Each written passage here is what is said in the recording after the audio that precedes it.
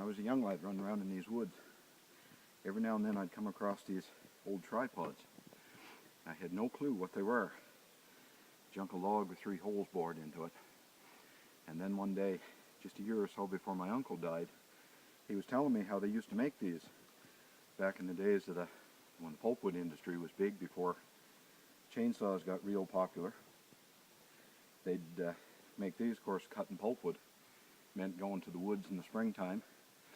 You got your trees down while the sap was rising in the trees, and they'd have to peel the pulpwood, cut the trees full length, peel them, and then yard them to the road, block them up into 4-foot pieces, pile them, then leave them all summer long, sled them out in the fall or the winter once there was enough snow for the logging sleds to travel, load them on a box car, and send them away to the mill, and eventually you get your money back. So getting that $5 or $7 a cord for pulpwood meant about 8 months of work, waiting and putting the time in until you actually get paid for your work. It was quite a process, and fighting black flies and mosquitoes the whole time in the heat. But these tripods have the advantage that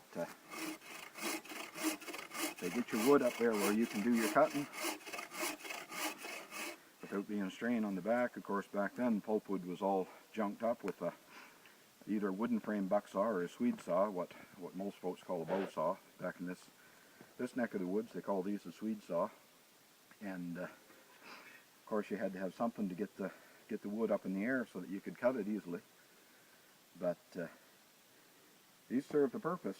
I mean, you've got your axe, you've got your saw, you've got your auger. When you're ready to move on to another area, you just took your pegs with you, found another chunk of log, drilled your holes, put your pegs in, you were ready to start cutting again.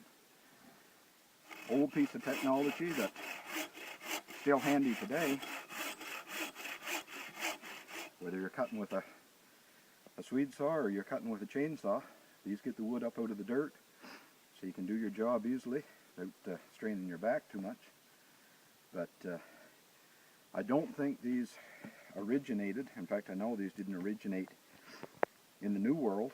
I've seen old black and white silent films from the early 1900s out of England that showed the bodgers, the green woodworkers, working in the forest in England using the same similar thing, and I've seen video or black and white movies of these being used in Scandinavia. So it's an old world technology that traveled across the ocean to the New Brunswick woods and probably most of North America.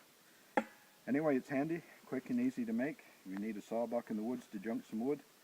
15 minutes will throw one of these together. There you go. Put it in.